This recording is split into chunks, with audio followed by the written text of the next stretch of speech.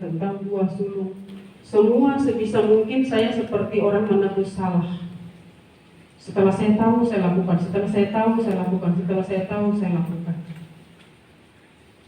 Singkat ceritanya, mulai saya dipilih menjadi pelayan di Aser, mulai berani menyapa orang, mulai berani bertanya, tinggal di mana Bu, orang mana, sudah mulai.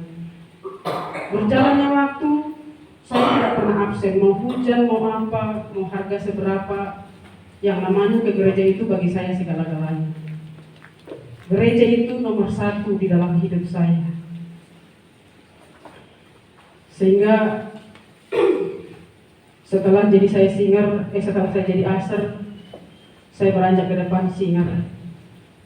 Karena mereka mendengar katanya suaranya bagus. Mereka nggak tahu kalau suaranya bagus, tapi nggak bisa ngikutin nada. Jadi saya coba singer, tapi saya nggak sejahtera. Saya nggak bisa menikmati Tuhan, saya bilang. Akhirnya saya mundur, saya nggak mau singer. Karena di singer itu saya harus jadi contoh. Sementara saya ingin menikmati Tuhan. Nah, singkat cerita lagi, beranjak lagi.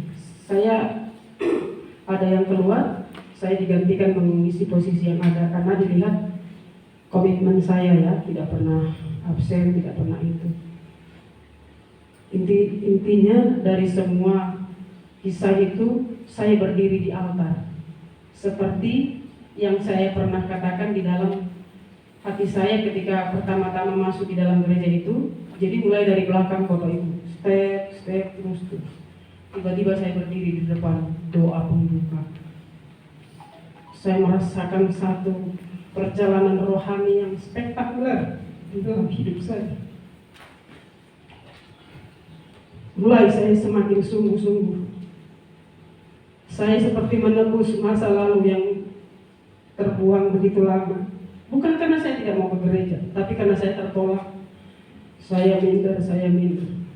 Semua kegiatan saya mencoba mengikuti. Sampai bertahun-tahun saya di situ. Puncaknya saya merasakan ada satu kekosongan, Bapak Ibu. Perhatikan ini Bapak Ibu, pengalaman saya ini pasti banyak dialami orang. Segitu aktifnya saya, segitu tekunnya saya, segitu rajinnya saya, orang tidak tahu kalau saya mengalami kekosongan. Setiap hamba Tuhan itu memuji bagaimana aktivis yang tanpa PK itu begitu luar biasanya saya dan teman-teman.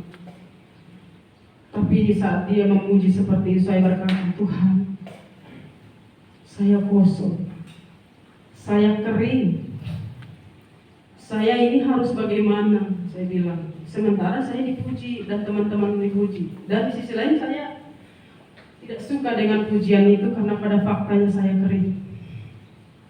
Saya doa pembuka. Banyak sekali kegiatan yang saya sampai koordinator ibadah semua saya handle dengan baik dan luar biasa bersama dengan kekuatan Tuhan. Tapi di sisi lain orang tidak tahu jeritan terdalam di hati saya.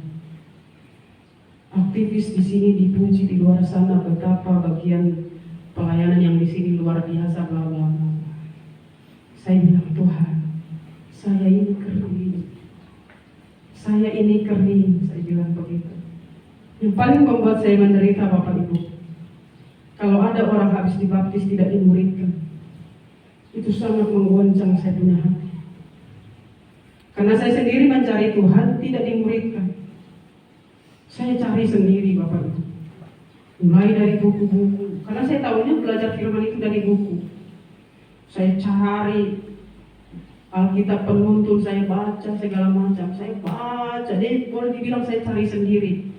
Pemahaman firman itu saya cari sendiri. Tapi tetap saya merasa kosong. Nah, ketika ada orang habis dibaptis Bapak Ibu, habis dibaptis terus udah begitu saja, ibadah hari Minggu saja tanpa memuridkan, itu membuat saya menderita. Saya mau kasih kamu makan, tapi saya sendiri gak punya makanan roh maksud saya. Saya ingin orang yang sudah dibaptis ini, saya ingin dia tahu betul seperti apa Tuhan itu, seperti apa di dalam Tuhan itu. Tetapi pada saat itu, itulah jeritan terbesar di dalam diri saya. Saya mau kasih orang makan, tapi saya tidak punya makanan. Saya mau ngasih orang itu, mengajari orang itu bagaimana mengalami Tuhan, bagaimana mengikuti Tuhan, bagaimana memahami Tuhan. Tapi saya tidak punya, hanya punya kerinduan. Bertahun-tahun saya di gereja itu.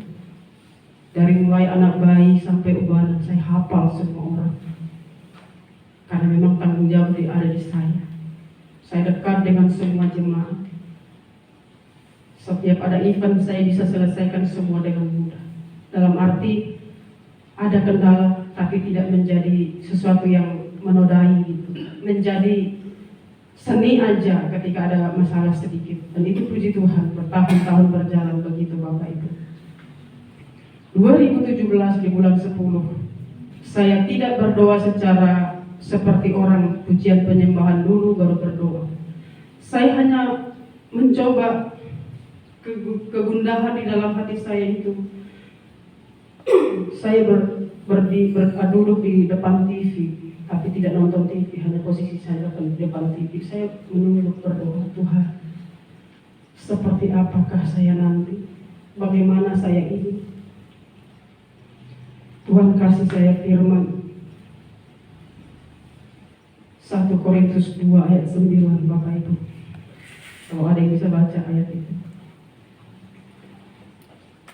Saya tidak mengerti. Selama ini saya pikir firman itu berbicara berkat, berbicara lahiriah. Karena kalau kita lihat orang yang punya pergumulan, terus sudah ada jawaban, suka pakai ayat itu. 2 ayat 9. 1 Korintus 2 ayat 9. Tetapi seperti ada tertulis, apa yang tidak pernah dilihat oleh mata dan tidak pernah didengar oleh telinga dan yang tidak pernah timbul di dalam hati manusia, semua yang disediakan Allah untuk mereka yang mengasihi Dia. Amin. Saya berpikir itu berkat, tapi pada saat itu saya tidak kekurangan uang, walau saya nggak banyak uang. Tapi intinya kalau mau bayar kontrakan saya ada, kalau mau makan saya ada. Tapi karena pemahaman firman saya yang terbatas, dan pada saat saya berdoa ayat itu tidak pernah saya hafal Bapak Ibu. Hafal pada saat saya berdoa itu saja. Hafal pada saat saya berdoa pada saat itu. Dan itu membekas sampai hari ini. Sampai saya tidak mengerti. Tapi itulah awal dari ministry 100 Channel. Sekarang saya baru mengerti apa yang tidak pernah dilihat oleh mata, tidak pernah timbul dalam pikiran saya, dan tidak pernah didengar oleh telinga saya. Satu goncangan yang membuat saya awalnya tidak mengerti bahwa itu jawaban doa Bapak Ibu. Dalam setiap ibadah hari Minggu saya selalu menjerit, Tuhan, saya ini kering, bagaimana ini, saya ini kering, saya harus bagaimana untuk memuaskan hati saya ini, roh saya ini. Tuhan tidak menjawab seperti yang kita harapkan. Saya digoncang sampai saya merasakan seperti ada di neraka di dalam gereja itu. Artinya nggak betah saya. Kalau ketemu hari Minggu saya sudah tersiksa Bapak Ibu. Tapi tahun-tahun sebelumnya saya sangat mencintai yang namanya hari Minggu, karena saya akan ke gereja. Tetapi pada hari-hari itu saya sangat menderita ketika ketemu hari Minggu. Roh saya ingin ke gereja, tapi di gereja itu saya merasakan satu penderitaan yang kamu harus keluar dari sini. Kamu harus keluar dari sini. Saya mencintai gereja itu karena saya dari nol ada di situ. Sekali lagi, pindah gereja nggak salah kalau memang itu jawaban doa. Makanya jangan kita menghakimi orang yang pindah gereja. Saya sekelas aktivis Bapak Ibu. Kira-kira tidak ada angin, tidak ada badai. Itu hanya pergulatan saya dengan Roh Kudus. Dan Roh Kudus jawab dengan caranya Dia, yang membuat saya harus berhadapan dengan opini. Mereka tidak tahu apa yang terjadi di dalam roh saya. Mereka tidak tahu apa yang terjadi di dalam diri saya. Saya mengurung diri, saya menutup diri. Sembari saya berdoa, Tuhan, kalau saya harus keluar dari sini. Saya belum tahu itu jawaban doa Bapak Ibu. Saya hanya ingin ada di gereja yang kecil, di mana saya bisa menikmati Tuhan, di mana saya bisa melayani Tuhan. Itu permintaan saya berkali-kali. Kalau 3 bulan Bapak Ibu, lebih kurang saya berbulan. Puasa, saya ambil puasa terus sambil saya minta. Satupun jawaban doa yang ingin saya dijawab tidak dijawab oleh Tuhan, cuma satu. Gereja kecil di mana saya boleh melayani di situ, itu dijawab. Akhirnya dengan caranya Tuhan saya harus keluar dengan beban yang tidak mudah. Pandangan manusia daging terhadap cara kerja Roh Kudus itu tidak mudah untuk dilakukan, tidak mudah untuk diterima. Roh yang bertindak, daging yang menilai. Kira-kira seperti apa? Saya kehilangan berat badan dari 57 menjadi 49. Saya diam mengurung diri, membatasi komunikasi dengan orang, berbanyak berdoa dan bertanya. Sampai ada 2 orang berkata ketika mereka mendoakan saya, Tuhan hanya bilang sama saya, kamu akan dipakai luar biasa. Tuhan akan pakai kamu luar biasa. Sekali lagi, itu jawaban yang tidak masuk akal buat saya. Karena saya melihat diri saya, Bapak Ibu. Saya tidak melihat Tuhan, tapi saya melihat diri saya ketika Tuhan menyatakan bahwa saya akan dipakai. Saya tidak melihat Tuhan sehingga saya melihat diri saya. Tapi saya berkata, yes, saya mau. Walaupun saya berkata itu pernyataan yang aneh, tapi saya berkata, ya silahkan kalau itu Tuhan mau, saya mau. Saya bilang, saya mau Tuhan. Saya mau, tapi saya masih bingung akan seperti apa. Akhirnya saya pindahlah ke satu gereja kecil itu. Di situ saya menemukan Tuhan, Bapak Ibu. Dalam hati saya bisa mengalami Tuhan. Bertahun-tahun saya ingin dibaptis Roh Kudus. Di gereja yang lama saya tidak dapatkan. Tetapi baru 2 bulan saya ada di gereja yang baru. Setiap hari saya bilang, Tuhan, aku ingin seperti mereka. Apa yang mereka ucapkan tentang Kau, saya ingin juga merasakannya. Sehingga pada siang hari ketika saya berdoa di rumah, Roh Kudus melawat saya. Sementara saya berbahasa roh, dibaptis Roh Kudus, saya langsung berkata, oh ini dia, terima kasih Tuhan. Saya dibaptis siang-siang hari, Bapak Ibu. Dan pada saat pergumulan sebelum baptisan itu, Bapak Ibu, saya lupa apakah saya sudah apa sebelum. Saya berusaha menaikkan syukur dari semua statement yang saya dengar, dari semua perlakuan, dari semua keadaan rasa yang ada di hati saya. Tentu tidak mudah Bapak Ibu. Kalau aktivis tinggalkan gereja kan, tahu sendiri toh, kalau daging yang menilai, atau mungkin daging tidak menilai, tapi pemahaman yang tidak sampai kepada pemahaman yang dimaksud oleh Roh Kudus pastinya akan meleset penilaian itu. Saat saya diblokir, saat saya pokoknya macam-macam, saya cuma berkata begini, Roh Kudus, terima kasih, saya diginiin, saya tidak bisa lanjutkan lagi kata-kata saya. Roh Kudus menjelaskan kepada saya, ini jawaban doamu, ini jawaban doamu, kata Roh Kudus. Baru saya mengerti Bapak Ibu setelah saya keluar dan menemukan satu gereja. Baru saya menemukan bahwa pergulatan hati saya yang mengatakan, saya ini kering, saya ini kosong Tuhan. Ternyata kepindahan saya, keadaan saya itulah jawaban Tuhan menjawab saya. Menjawab pergumulan saya, karena roh saya kering dan saya tidak ingin seperti ini terus. Saya tidak ingin seperti ini, karena saya menderita lihat orang lain. Saya menderita lihat orang yang harus dibaptis tidak dimuridkan, tidak diajak. Saya rindu sekali memuridkan, tapi saya tidak bisa. Saya tidak punya makanan untuk saya kasih.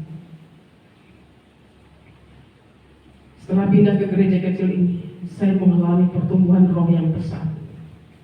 Pemahaman firman yang lama, saya rubah menjadi dari sudut pandang Roh Kudus, dari dimensi roh, dengan dasar karena Tuhan itu roh. Artinya seluruh firman itu pasti berorientasi kepada roh. Saya dirombak secara total oleh Roh Kudus, Bapak Ibu. Ayat 1 Korintus 2:9 pelan dibukakan, diingatkan saya. Pelan demi sedikit Roh Kudus bukakan kepada saya. Pada saat itu saya belum sempurna memahami apa yang Tuhan maksud sebenarnya dari ayat itu diberikan kepada saya. Setelah saya mengerti dimensi roh, pemahaman firman, saya pahamilah firman itu dari dimensi roh, Bapak Ibu. Sehingga Ibu Indri yang tahu perjalanan roh saya, Bapak Ibu, yang menjadi saksi bagaimana saya jungkir balik dalam pergulatan. Bayangkan Bapak Ibu, handphone kalau bunyi tidak lain, pasti Ibu Indri. Hanya dia yang mencari tahu keadaan saya bagaimana, karena saya memilih mengurung diri, Bapak Ibu. Saya mengurangi komunikasi, tapi itu tanpa saya sadari itu arahan Roh Kudus. Supaya apa? Supaya saya tidak banyak terkontaminasi dengan daging, karena Roh Kudus sedang membawa saya ke dimensi roh. Pada saat itu saya mulai mengalami banyak hal. Pemahaman firman saya digodok sampai malam, digodok bisa seharian saya diskusi tentang firman itu sendiri. Sampai akhirnya saya menemukan satu format bagaimana memahami firman dari dimensi roh. Bukan berarti saya sudah hebat, tapi paling tidak titik sudah ada di dalam hati saya bagaimana saya harus memahami firman ini. Sehingga kedewasaan saya di dalam roh, di dalam menghadapi persoalan, selalu saya katakan, aku berpikir dari sudut pandang Tuhan, aku berpikir dari sudut pandang Roh Kudus, karena tidak ada yang kebetulan di dalam hidup orang-orang percaya. Roma 8:28 membekas di hati saya. Kalau saya mengasihi Tuhan, kalau Tuhan izinkan terjadi, Dia ada di situ. Tujuannya hanya satu, mendatangkan kebaikan buat saya. Makanya kalau di dalam kelas selalu saya kumandangkan ayat itu, selalu saya kumandangkan. Karena itu caranya Tuhan mengangkat dan membentuk kita. Bu Indri waktu itu masih kerja, Bapak Ibu. Puji Tuhan karena COVID, dia harus di PHK. Mulailah kita dari titik nol. Saya usaha yang ada juga sudah pelan-pelan drop.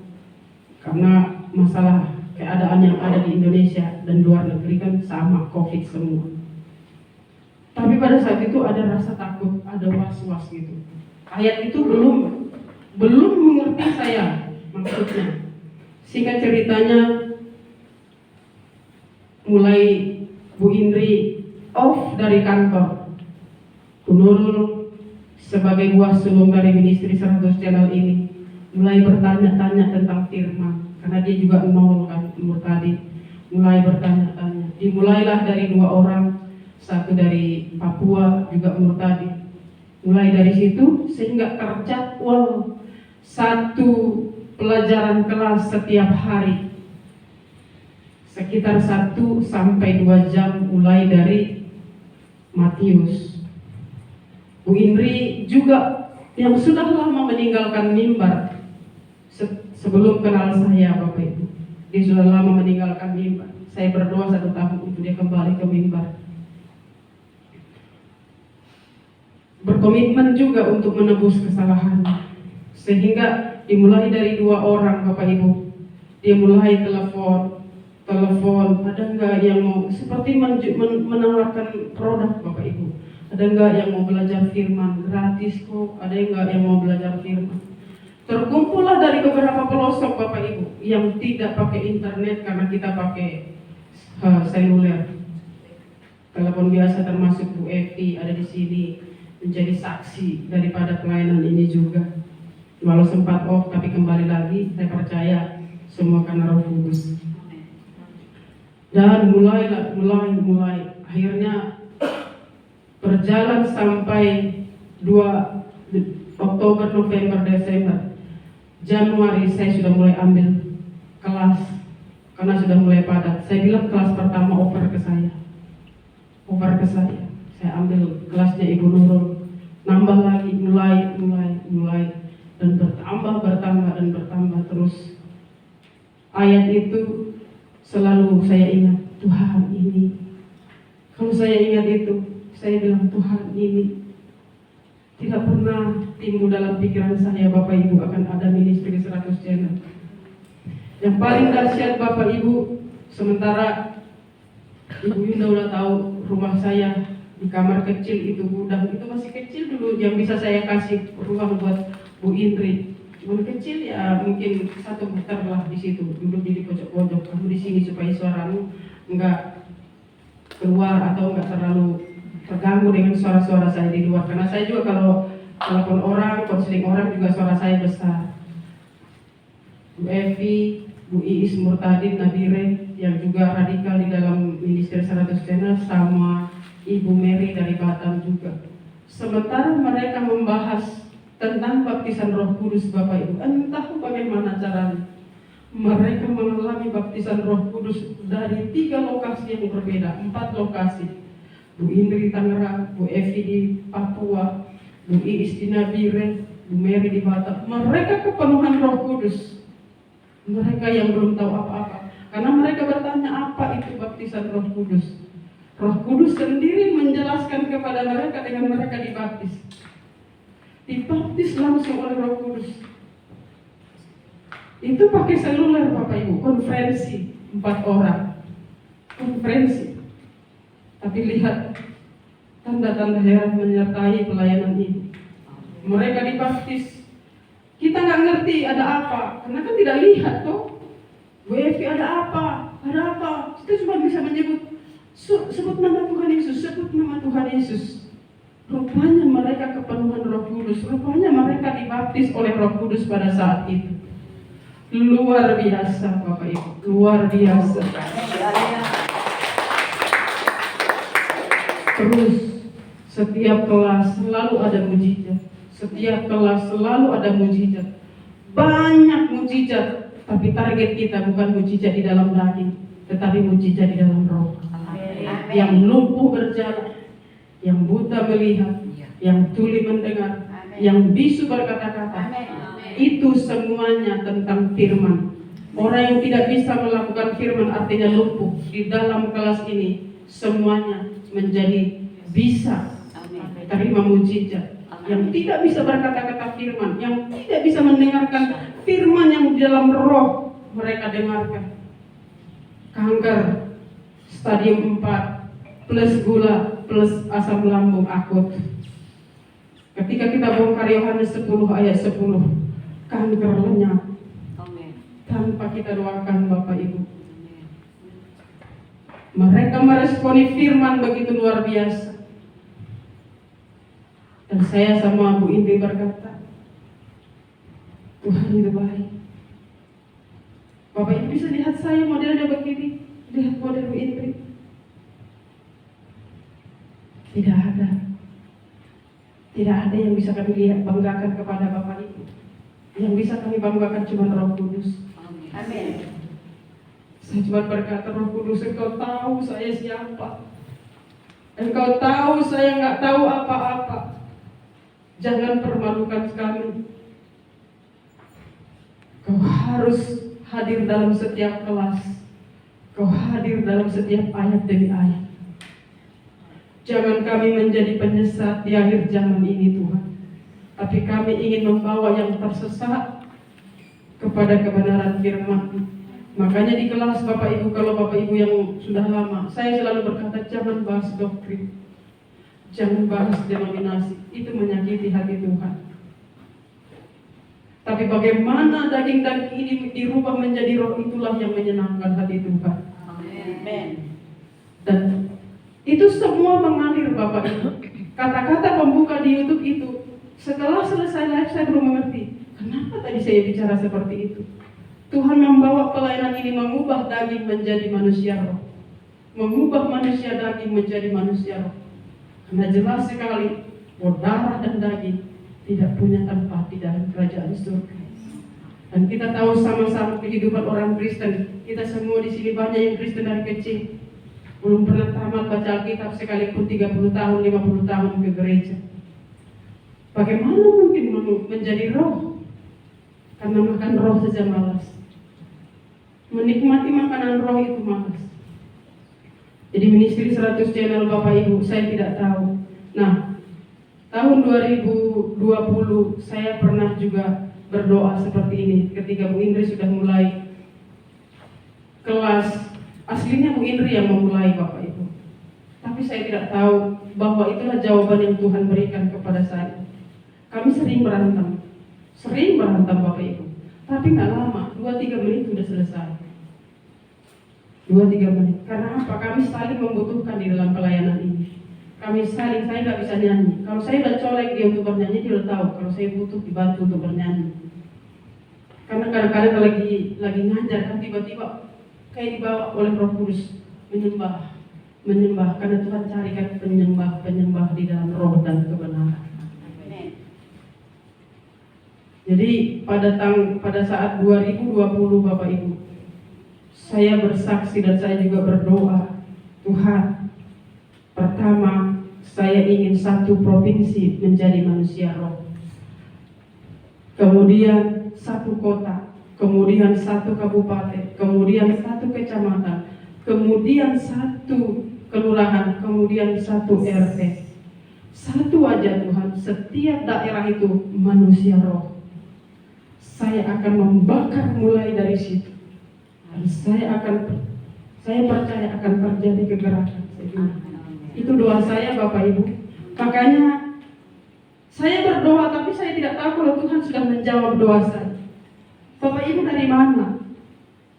Dari berbagai kota, dari berbagai provinsi. Kita sudah ada di Mamasa, Palopo, Toraja, luar negeri Amerika. Ada Bapak Ibu.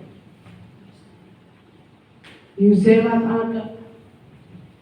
Itu dari mana? Bagaimana? Saya kalau lihat saya, gak mungkin Bapak Ibu.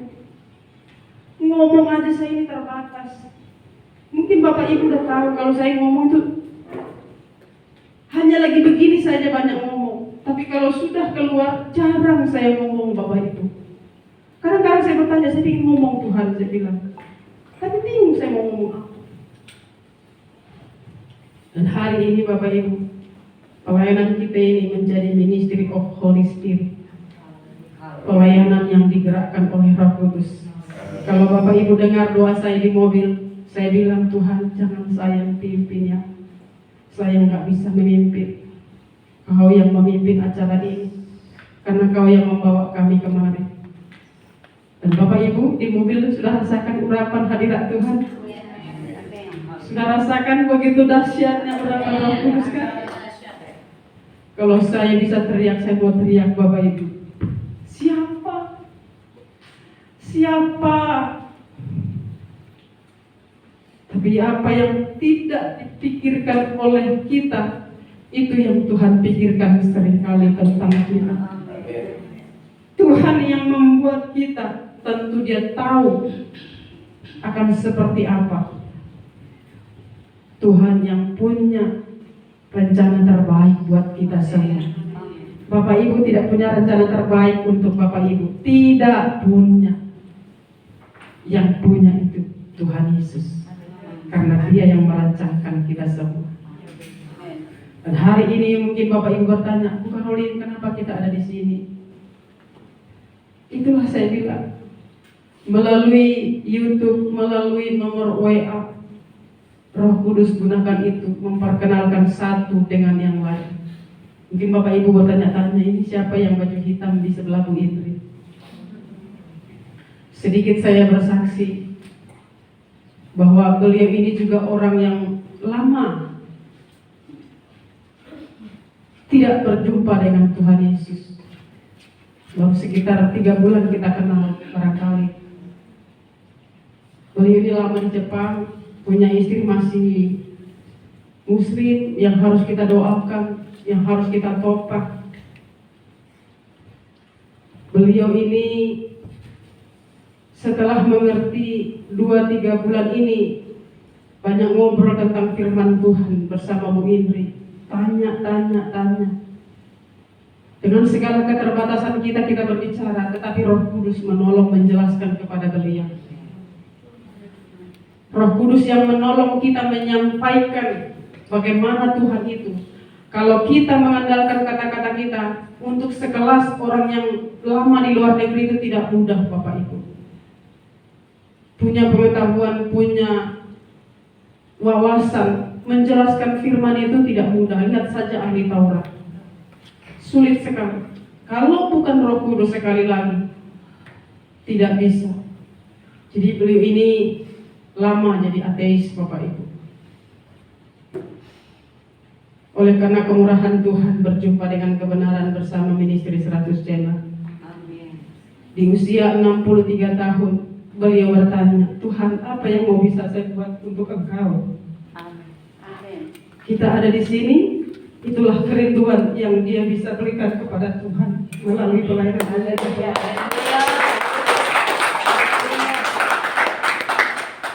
Bapak Ibu tahu kalau saya ini nggak punya uang, nggak punya gaji, nggak punya penghasilan, nggak mungkin saya bisa bawa Bapak Ibu di sini. Tapi sekali lagi Tuhan menggenapi janjinya, burung gagak selalu akan ada, pertolongannya selalu ada. Jadi,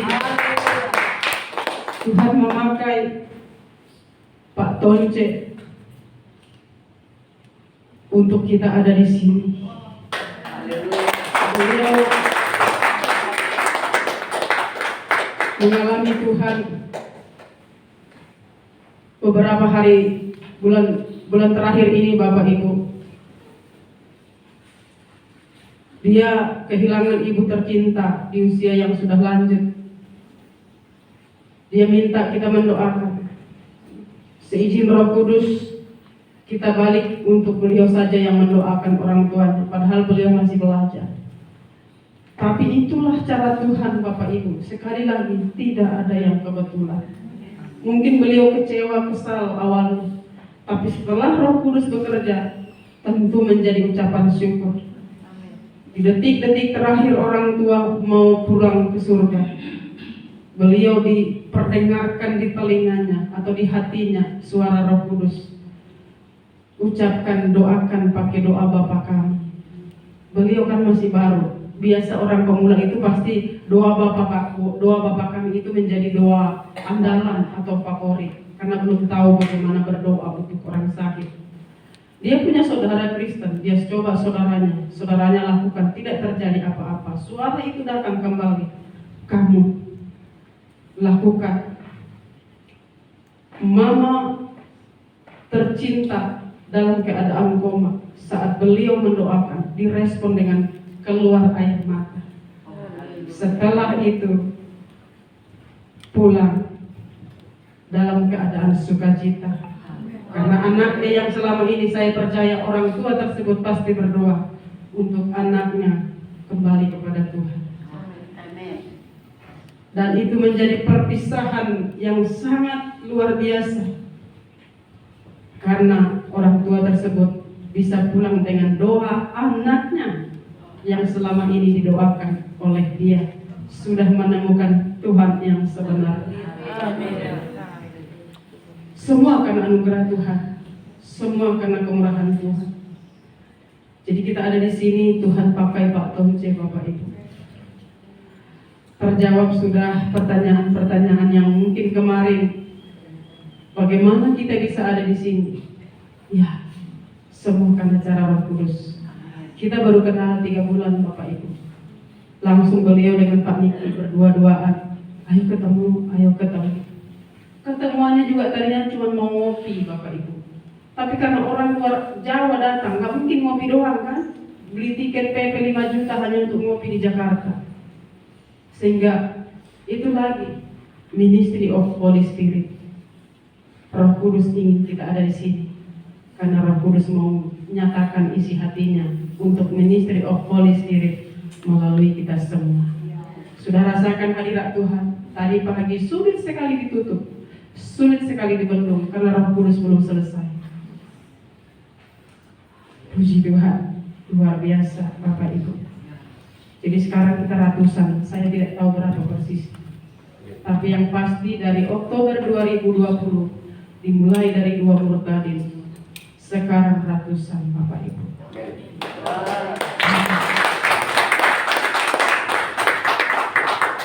Atau cuma ngomong? Puji Tuhan Bapak Ibu. Jadi semuanya ministry bukan saya punya, kita semua. Emas dan perak kita tidak harapkan dari pelayanan ini karena kedatangannya sudah sangat dekat. Ladang sudah menguning, Tuhan mencari penuai. Kitalah penuai itu. Tuhan tidak memakai yang punya pengetahuan Alkitab. Tuhan tidak memakai yang bergelar tinggi-tinggi. Tuhan mau memakai siapa yang mau dipakai.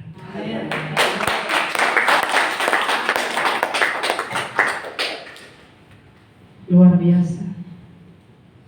Terima kasih, mungkin itu yang bisa saya bagikan untuk ministry. Tetapi kedepannya kita akan terus berdoa. Pokok doanya sudah harus jiwa-jiwa. Sudah harus jiwa-jiwa Bapak Ibu. Jangan lagi berdoa dengan hal-hal yang lain. Sudah waktunya berdoa untuk jiwa-jiwa. Itu yang Tuhan mau. Tuhan bekerja melalui doa-doa kita. Kita berdoa syafaat. Masing-masing di dalam rumah kita berdoa syafaat untuk jiwa-jiwa. Mungkin Bu Indri akan menambahkan sedikit Bapak Ibu. Haleluya. Ada sukacita? Amin.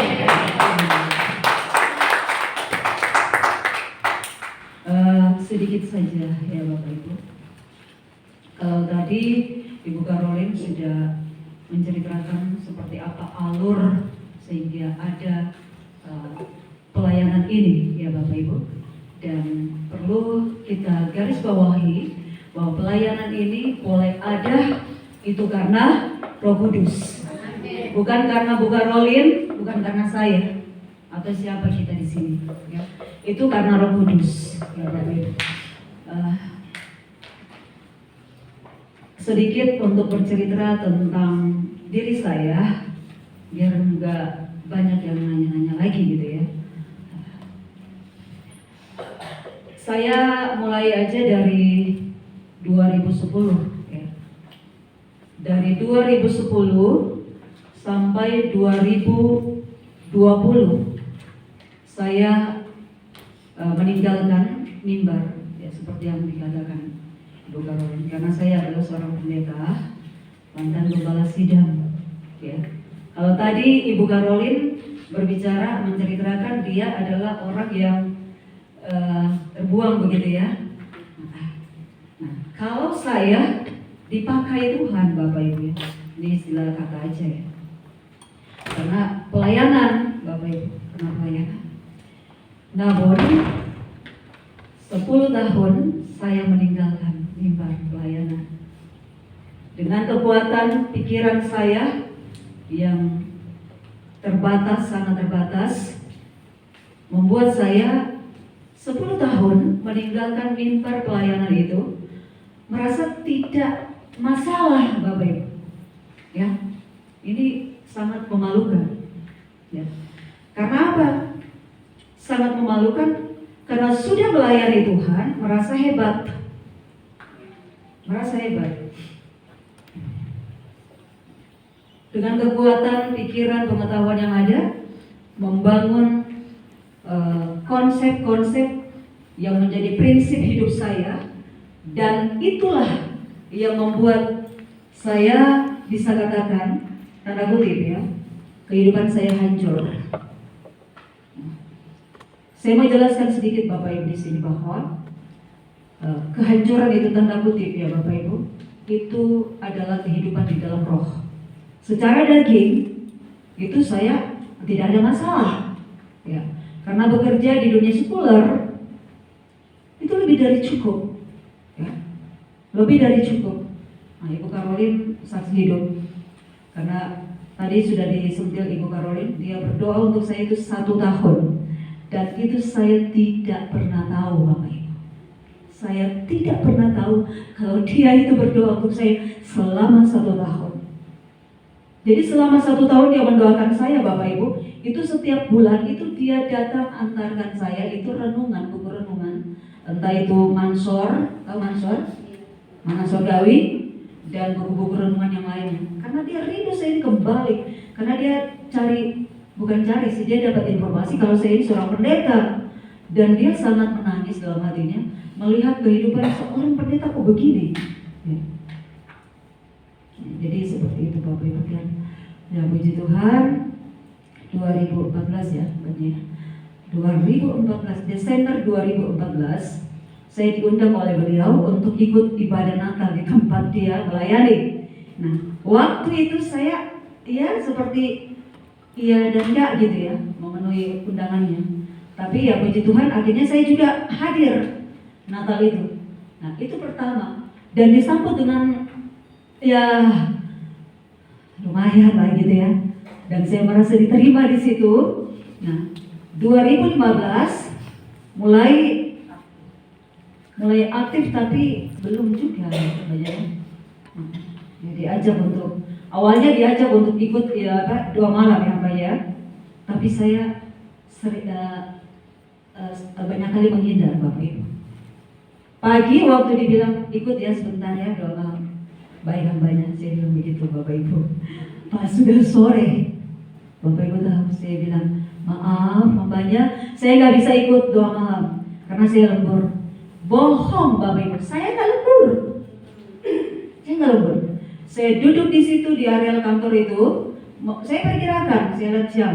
Saya pokoknya kira-kira dia udah jalan. Saya takut nanti jangan berpapasan ya gitu ya. Saya perkirakan dia udah jalan. Baru saya pulang. Nih, ini saya ya Bapak Ibu seperti itu. Ya. Tapi puji Tuhan singkat cerita, dengan caranya Tuhan Roh Kudus membawa saya sama-sama melayani dengan Ibu Karolin di jemaat itu yang diceritakan tadi, ya. Dan cara lagi Tuhan, ya, dibawa juga, ketemu lagi juga di gereja yang kecil itu, ya.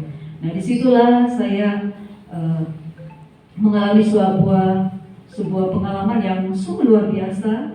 Itulah yang pengalaman di dalam roh Bapak Ibu. Seorang pendeta yang bernama Indri ini ketika mengerti apa yang dikatakan itu dimensi roh, cerdas di dalam roh, Bapak Ibu tahu, saya yang seorang pendeta, seorang yang punya titel di belakang nama saya, itu merasakan nol besar Bapak Ibu. Tidak punya apa-apa.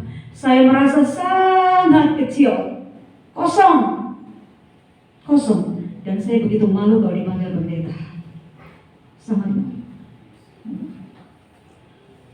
Puji Tuhan, Yohanes pasal 4 ayat 24. Itulah yang membuat saya, menjadikan saya menjadi Indri yang baru. Amin. Ya.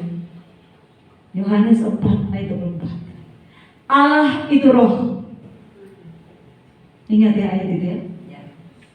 Allah itu roh. Kalau menyembah Allah itu harus di dalam roh dan kebenaran. Waktu saya ditanya, sudah menyembah di dalam roh, Bu Indri? Saya Bapak Ibu, itu kalau di videoin ya percakapan saya dengan hamba Tuhan itu muka saya kayak kepiting rebus, merah, malu. Karena waktu ditanya, sudah menyembah di dalam roh? Hah? Ini pertanyaan yang pertama yang saya dapatkan. Terus ditanya lagi, rohnya hidup gak Bu? Rohnya hidup gak Bu? Terus tanya, Ibu tahu makanan roh apa? Ya. Bapak Ibu, itu saya sudah share di kelas ya. Sudah saya share. Nah disitulah titik awal seorang Henry hidup baru di dalam roh. Amin. Titik awal. Amin. Di dalam roh. Puji Tuhan Bapak Ibu. Puji Tuhan. Saya bersyukur dengan adanya pelayanan ini. Saya sepertinya, bukan sepertinya ya, saya aminkan bahwa inilah kesempatan yang masih diberikan Tuhan. Ya, kesempatan yang masih diberikan Tuhan kepada saya untuk memperbaiki hidup saya, karena Tuhan ingin saya masuk surga, Bapak Ibu. Amin. Karena Tuhan ingin saya masuk surga. Jadi Bapak Ibu, kita kalau masih hidup sampai detik ini, karena Tuhan ingin kita masuk surga, Bapak Ibu. Amin. Amin. Jadi mari berjuang hidup di dalam roh. Haleluya. Ini tambahan dari saya. Terima kasih Bapak Ibu. Tetap semangat di dalam roh. Amin. Haleluya. Sedikit saya lupa Bapak Ibu. Saya harus kasih tahu tentang komitmen saya kepada Tuhan dan komitmen saya terhadap ministry 100 Channel. 2020 mama saya meninggal. Keluarga saya keluarga yang kental dengan adat, budaya, Batak, sulit sekali, tokoh, sulit sekali. Tapi saya bergumul Tuhan. Mama sakit-sakitan di 2 bulan terakhir sebelum dia pulang. Saya mencoba mengkonseling Bapak Ibu. Saya mencoba mengkonseling. Saya terus setiap hari. Saya tahu karena saya ini anak kesayangannya. Saya yang paling dekat dengan dia sekalipun jauh.